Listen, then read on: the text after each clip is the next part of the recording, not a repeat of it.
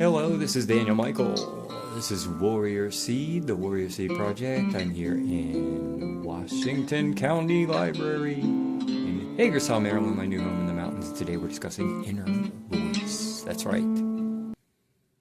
Now, here's a quote I heard that I really liked. You can't control every thought that comes into your mind, but you can control which ones you entertain, unquote. And remember, you don't need to be perfect to be powerful. Perfect is a setup. It's one of my least favorite words, by the way. It's a setup for depression. Now, when you find yourself alone, guess who shows up? Guess who shows up? Your greatest critic, your greatest opponent begins to speak. That voice, your inner voice that says, you're not ready. That voice that says, see, I knew you'd screw this up. That inner voice that says, you should have known that this would not work out. Or how about, quote, the system will not let us succeed, unquote. How about this one? Very common in blue-collar communities. You should have known your place. And what's wrong with being a good average worker bee? So, and by the way, there is nothing wrong with being a good worker bee. In fact, and all work is honorable, in my opinion.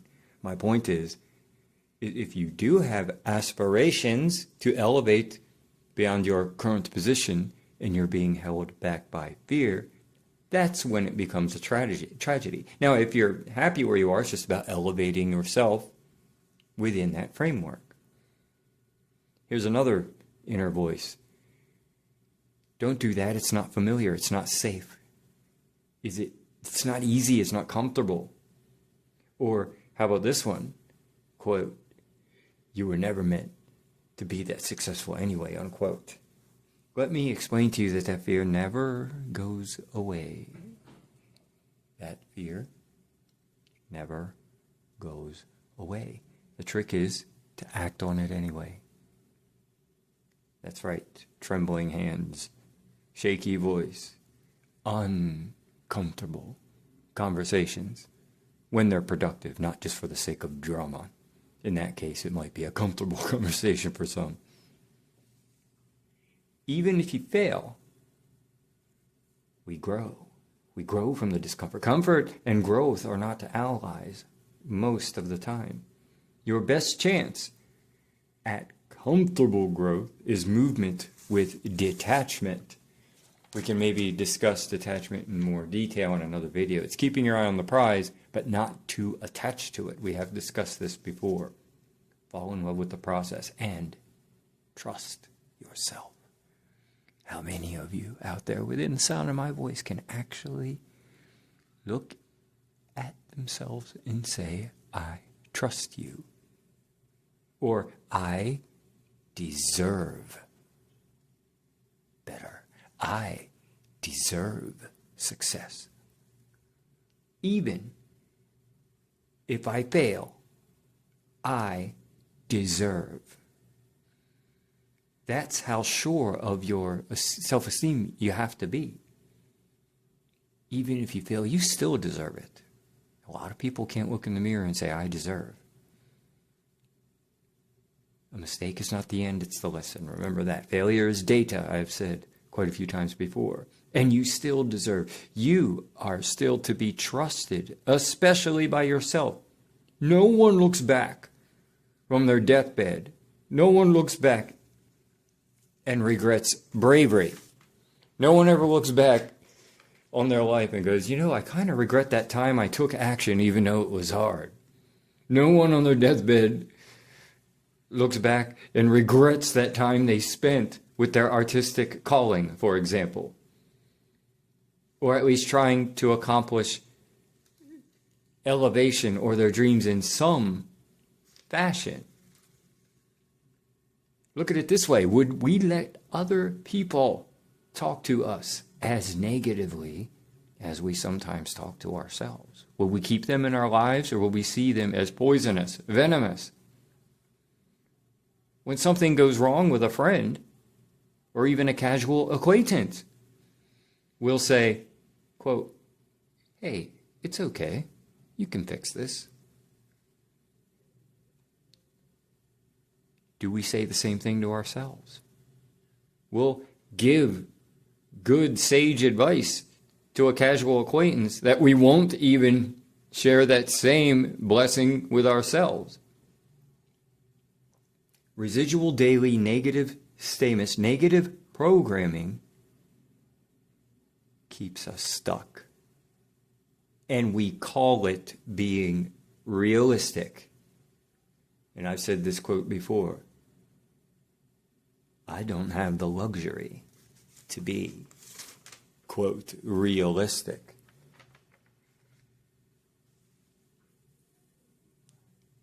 What does realistic mean? Realistic is patterns from the past. It's not plans for the future. Now, when you're changing your inner conversation, you don't have to say things that sound phony either. There's certainly people that have made fun of the idea of affirmations. I'm talking about you got to say ones that are effective and functional, and ones that your mind consciously and your body and your subconscious mind all can believe. You don't have to look in the mirror and say, I am amazing, I'm the best. Or do things like, I am wealthy, I am wealthy, I am wealthy. Now, by the way, that's not going to hurt anything. And it could probably help down the long run. But then don't wake up, in my opinion, by the way, it's my opinion, wake up the next day thinking that an affirmation that you can't believe because those shadow doubts will come out is going to work. They can, in a sense, work, in the programming sense. But then people get depressed when they don't work out quick enough, when they try that approach. Here's a different way of looking at affirmations. Because right now, every New Age metaphysical self-help person is talking about how affirmations don't do anything. Well, I'm here to say that they're actually wrong. It's just that they're often done improperly. Instead of saying things to yourself that will attack your self-esteem through negative programming, or things that sound unbelievable, like, I'm amazing, I'm the best, I'm the prettiest, I'm da-da-da-da-da-da. You could say, how about this one? I'm learning. Every day, I'm learning a little more every single day. It doesn't matter what the heck anyone says or does to me. They can't stop me from learning a little bit more every single day. I am building is another one I like to say. You've heard me say that before. I'm building an empire. Building is a process. You're doing it. Some people would say, well, that doesn't get you right to the result. That's okay. You can still do the whole result end game imaging, but I'm telling you, 99.999999% of people stop doing things like law of attraction. Probably almost everyone who's ever watched a video on it stops doing it after a week because they don't believe their affirmations. What I'm trying to do is get you in through the back door. How's that sound? Like another way around the neighborhood. Here's another one. If something bad happens, wait a minute. I can and I have handled something like this before. Or if it's something that looks difficult, you can say, well, I've handled difficult before. Let's do this. I'm learning every day. You know, I am getting a little better with money every single day. And it's true. I am. Okay, this is harder than I thought it was, but let's keep planning. Let's keep pushing. You see, these are different types of affirmations. This isn't just saying, I have a Lamborghini. I can see myself driving it. Honestly, if that works for you, call me. You know what I mean? Or leave a comment. I've never met anybody it's worked for, but it's all over videos, all over Facebook and YouTube. At the same time, anyone that knows me knows I do believe in miracles and mysticism and things like that. But I don't believe that that approach works for 99% of us. We have to do it in a more, what I will call a more blue-collar way. Little bit of review. When we talk about having conversations with shadow emotions, those things that peck away at our self-esteem like a little woodpecker picking away, and they just don't go away, ever busy. We'll start with anger. Well, anger can be clarity. See, that's what we're going to do. This is what I'm talking about properly affirming things. Anger can be clarity when viewed properly. You don't want to walk around with a whole bunch of anger. No. But we all have it, and we have a right to it, believe it or not. But it has to be calmly engaged and owned. So owning your anger can empower us to see things clearly. And here's a super wickedly important thing that can be a positive about your anger. You set ferocious boundaries. People pleasing are people that don't have any boundaries. I've been guilty of people pleasing before. I wouldn't say I'm in that category now, but in the past, in spurts. Set up those boundaries and don't let people cross them. And to be fair to the others, let them know what the boundaries are. Because sometimes they don't even know they're crossing your boundaries. They don't know you're upset. This will create self-respect. And it does radiate confidence. How about ambition? Some people will say, oh, it's greed. There's a difference between greed and ambition. Even in the Bible, it mentions it's the love of money that's the root of all evil, not the money itself. King Solomon in Proverbs, I think, makes mention of that. Anyway, ambition, unapologetically, again, on the backs of that clarity, will help you make decisions and will show strength, and it attracts others. People are magnetically attracted to you if you look like you have purpose. You look like you're radiating your purpose and your will, not whimsical will. I mean your inner drive, your will shows without being braggadocious or without being arrogant.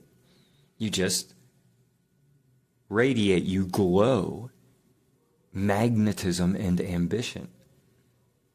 That's the beauty of ambition.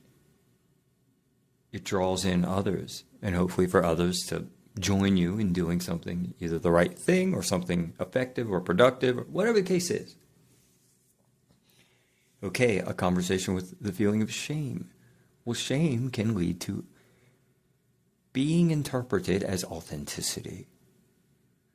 When directly faced, it can be vulnerability and openness. If you seem authentic and real, like you can truly relate and you're vulnerable, that can create powerful relationships and genuine trust. I'm listening to an audiobook now where there's a lot about authenticity for the main character in the book. It's a true story. It's called $1 Trillion Coach. And he touched so many people's lives. He was a football coach, and then he went on to be a high-end CEO. And his style was much more empathic, and he related to those employees in the crazy, crazy high-tech, techie world. Anyway, Silicon Valley and all that. But he was remembered so much for his ability to relate and show that real intimacy and valued the people in the company. Genuineness, trust. Here's a difficult one. What about your inner feelings of chaos? Well, chaos can lead to innovation. Chaos, viewed with honesty, can be the birthplace of creativity. After all, it is in times of chaos. As they say, necessity is the mother of invention. When something is needed because things ain't right, that's when we get sharp. Or that's at least when hopefully someone does. And helps come up with solutions. So learn to transmute these shadow emotions into something genuine and effective. Don't view it like we fight our demons to win. View it like we ask them to join us, and that we're strong enough to use the other side of their shadowy wisdom. That, my friends, is when you truly begin to arrive, is when you realize my dark side not only haunts me anymore, I'm actually bonding with it for our mutual advantage, me and the shadow, if you will. Anyway, it's an absolutely beautiful Friday afternoon here. It's sunny. The temperature is still great, almost perfect breeze outside in Hagerstown, Maryland, my new home in the mountains. I'm Daniel Michael. And remember that meditation and inner conversation as well. They both are weapons. Weapons in your arsenal against the world that wants you distracted. But our goal is to build ourselves strong enough that we don't complain about any system we are born into. We integrate the wisdom from both the angels and demons within us to then go out into whatever that world is and whoever is in charge, that we are strong enough, that we are disciplined enough, that it doesn't matter because we are so strong from within that we will bring out a new without. We will bring out a new external reality, at least within our own sphere, at least within our own little corner of the universe multiverse. Have a beautiful Friday, everyone, and thank you